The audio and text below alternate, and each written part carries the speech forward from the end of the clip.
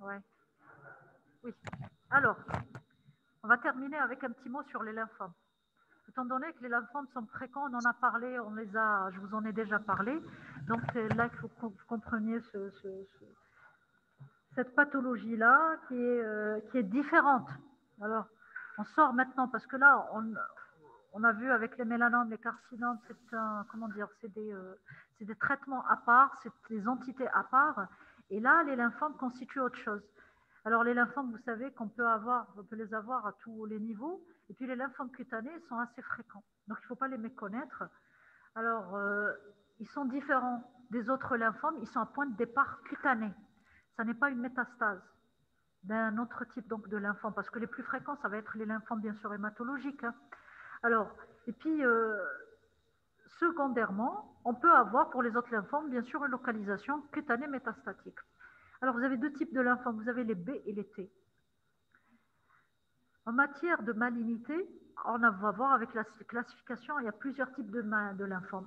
Et puis, il y en a qui sont beaucoup plus méchants, beaucoup plus graves que d'autres. Alors, cette classification, bien sûr, vous avez la classification TNM, mais elle repose surtout sur les critères cliniques et histologiques et sur les immunomarquages. Alors, voici pratiquement tous les types de lymphomes qui existent. Alors, vous avez les lymphomes T, vous avez les lymphomes B. Maintenant, en matière de lymphome T, vous avez ce qu'on appelle les CD30+, et les CD30-. Vous avez les grandes cellules, les petites cellules, mais les plus fréquents, ça va être le mycosis fongoïde, et puis vous avez le syndrome de Césarée. Pour les lymphomes B sont complètement différents. Alors, les lymphomes B, ils sont un petit peu moins. Alors, pour les indolents, hein, alors indolents, ça veut dire pratiquement, on ne veut pas dire bénin, mais disons de meilleurs pronostics. Alors, vous avez des indolents et malheureusement, vous pouvez avoir d'autres bien sûr, lymphomes avec un pronostic beaucoup plus défavorable, à savoir ceux de la zone centrovasculaire. Donc, il y a des lymphomes, gardez en tête qu'il y a des lymphomes méchants, il y a des lymphomes un peu moins méchants. Et vous avez aussi bien des B que des T. Alors, ils viennent en troisième rang après les lymphomes ganglionnaires et digestifs. Donc, c'est pour ça qu'il est important de les connaître avec ces deux formes-là, les plus fréquentes, le mycosis fongoïde et le syndrome de Césarée. Alors, voilà le mycosis fongoïde. Alors, c'est des lésions presque psoriasiformes. Alors, il est d'évolution très lente, mais c'est des lésions fixes, contrairement au psoriasis. Alors, les lésions évoluent en plusieurs stades. Alors, d'abord, vous avez plusieurs formes cliniques. Alors, vous avez les lymphomes. Alors, le mycosis fongoïde dit à grande plaque, et puis la mycosis fongoïde dit digitiforme. Digitiforme, c'est-à-dire, on a l'impression que ça a un aspect de doigt. C'est la photo que vous voyez au niveau du bas. Vous voyez que les lésions. Alors, je vous ai montré ça, peut-être, non on verra ça sur le TD. Oui, sur le TD, je pense qu'il est là. Donc, on a l'impression qu'on a posé comme ça la main et qu'on a laissé notre trace de doigt sur le corps. C'est pour ça qu'on l'appelle le digitiforme. Alors, c'est des plaques fixes. C'est le caractère fixe qui doit attirer votre attention. Elles ne sont pas d'emblée prurigineuses. Elles le deviennent avec le temps. Elles sont non infiltrées dans un point de départ. Et puis, elles siègent sur des zones dites cachées. Alors, ça va siéger au niveau du tronc. On ne va pas trouver des lésions au niveau du visage, par exemple. Donc, on va trouver des lésions au niveau du tronc, au niveau des seins, au niveau de la racine des membres. Et puis, il y a un aspect dit en caleçon. On a l'impression donc elles vont descendre au niveau de la région proximale, au niveau des membres inférieurs, et donner cet aspect-là. Et puis, cette phase, donc, elle est elle est bénigne, mais elle va évoluer pendant des années, au bout duquel ça va laisser place à des plaques beaucoup plus infiltrées. C'est pour ça qu'il faut traiter de façon précocement, c'est pour retarder un petit peu l'évolution. Alors, il va y avoir une infiltration progressive de ces plaques-là, apparition du caractère prurigineux, et à un stade ultime, il va y avoir apparition de grosses tumeurs, de lymphomes, comme vous voyez au niveau de l'aisselle. Donc, les plaques sont beaucoup plus infiltrées. Et là, malheureusement, alors, ça va aboutir à ce qu'on appelle un échappement thérapeutique. Pourquoi? Parce qu'on aura fait, il y a les chimiothérapies, les polychimiothérapies, au bout d'un certain moment, le lymphome ne répond plus donc à ces traitements-là. Alors, il peut y avoir un risque, donc il y a un risque d'extension et puis de leucémisation, mais ça, c'est sur plusieurs années. Alors, pourquoi il est indolent? C'est ce caractère-là, évolutif très lent, donc du mycosis fongoïde. Ce n'est pas une raison pour ne pas le traiter, il faut le traiter précocement afin de retarder donc l'évolution. Alors, par quoi va se manifester? Alors, souvenez-vous, est-ce que le terme épidermotropisme vous revient? Très bien, il est là, l'épidermotropisme. Alors, vous avez d'abord, voilà, vous avez les cellules malignes, donc c'est des lymphocytes. Et puis là, alors c'est vrai que ce n'est pas très visible, mais on va les retrouver au niveau de notre épiderme. Et c'est ça ce qu'on appelle l'épidermotropisme. Alors, c'est des lymphocytes donc on dit qu'il va y avoir une ascension donc de ces lymphocytes donc vers l'épiderme, entraînant donc cet épidermotropisme-là. Et puis il y a une coloration, donc on fait luminohistochimie, on va avoir donc des CD4+, des CD3+, et des CD8-, donc qui vont donc confirmer notre diagnostic. À côté du mycosis fongoïde, vous avez le syndrome de Césari. Alors, le syndrome de Césari, il est dû à la présence de cette cellule-là que vous voyez là, multilobée, violet là, sur la photo. Alors, cliniquement, il va associer une érythrodermie. L'érythrodermie, vous savez ce que c'est. Une lymphadénopathie, donc une polyadénopathie. Et puis enfin, cette cellule-là, atypique, qu'on appelle la cellule de Césari, qui doit être supérieure à un taux de 1000 cellules par millimètre cube. Donc, on va rechercher cette cellule en pratiquant donc un frottis sanguin et bien sûr une biopsie. On va la retrouver aussi bien au niveau cutané qu'au niveau sanguin. Pourquoi? Parce qu'il y a une leucémisation donc, de ce type de lymphome.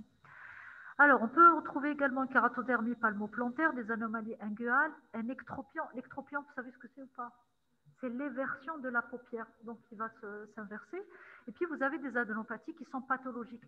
Les adénopathies, alors, les adénopathies, alors vous savez que ça n'est pas automatiquement, c'est pas parce qu'on a une adénopathie qu'elle est dite pathologique ou tumorale. Alors vous savez faire la différence entre les adénopathies, oui, d'origine inflammatoire, on va dire. Alors inflammatoire en dermatologie, on parle d'adénopathie dermopathique. Et puis vous avez bien sûr tout ce qui est adénopathie pathologique. Et la différence, on la fait par, oui, on va palper, qu'est-ce qu'on va trouver? Ah oui, le caractère fixe et surtout le caractère dur, exactement, inflammatoire ou non. Alors pourquoi? Parce que souvent dans les dermatoses inflammatoires, on peut retrouver des adénopathies réactionnelles inflammatoires qui ne sont pas forcément l'expression d'une infiltration donc, ganglionnaire. Alors, pour l'immunomarquage, c'est un peu les mêmes caractéristiques que le mycosis fungoïde, bien sûr, en retrouvant cette cellule de Césarée qui est particulière. Alors, le pronostic, par contre, il est défavorable, malheureusement, et la survie médiane n'est que de 5 ans une fois qu'on aura posé le diagnostic. Donc, ça reste assez... Alors, malheureusement, les césariens évoluent en général mal. Enfin, à travers ce qu'on avait vu, c'est pas terrible. Et puis, il y a un échappement thérapeutique qui ne répond pas aux on aura beau proposer de la chimiothérapie, et au bout d'un certain moment, vous savez ce que c'est qu'un échappement thérapeutique? Une non-réponse au bout d'un certain moment, donc la pathologie ne répond plus à aucun autre traitement. Et puis, les diagnostics différentiels, ça va être les érythrodermies secondaires ou d'emblée, notamment du psoriasis, encore de la dermatite atopique. Alors, en matière de traitement, vous avez, alors il y a beaucoup de traitements qui ont été proposés. Vous avez ce qu'on appelle la chimiothérapie locale, donc badigeon de ce qu'on appelle la cariolysine. Vous avez la corticothérapie locale ou encore générale. Vous avez la puvathérapie associée à l'acitrétine. Alors, vous savez, la puvathérapie associée à l'acitrétine, vous savez ce que c'est. Très bien. Plus corticothérapie locale donne d'excellents résultats sur le mycosis fungoïde au stade de début. D'accord? Ça permet parfois même de stopper l'évolution. Ça a un effet anti-inflammatoire. Vous avez d'autres traitements. Vous avez ce qu'on appelle l'électrothérapie. Elle est lourde donc à éviter. Et puis enfin, pour les autres stades, vous avez la mono, les polychimiothérapies, vous avez l'interférent, puis la radiothérapie des tumeurs. Donc, on pourra malheureusement tout essayer. Par la suite, c'est un peu malheureusement compliqué de venir à bout. Alors,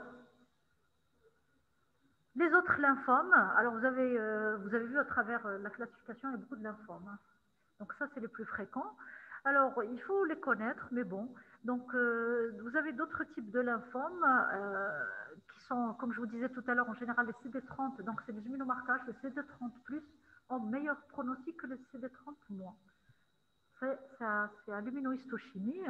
Et puis enfin, vous avez le cas particulier de ce qu'on appelle la papulose lymphomatoïde. Alors quand on voit comme ça, qu'est-ce qu'on a l'impression? On a l'impression que soit c'est des piqûres d'insectes, soit c'est du purpura, soit c'est du... Alors, c'est des papules érythémateuses, alors, qui évoluent, regardez, vers un petit centre nécrotique. Alors, elle laisse une cicatrice atrophique. Alors, c'est un lymphome, c'est une infiltration lymphomateuse qui est de bon pronostic, qui est indolente, dite bénigne.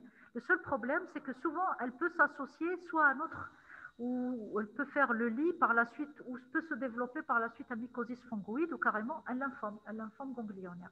Donc, c'est des malades juste à surveiller. Alors, histologiquement parlant, donc on va retrouver de grands lymphocytes qui sont atypiques.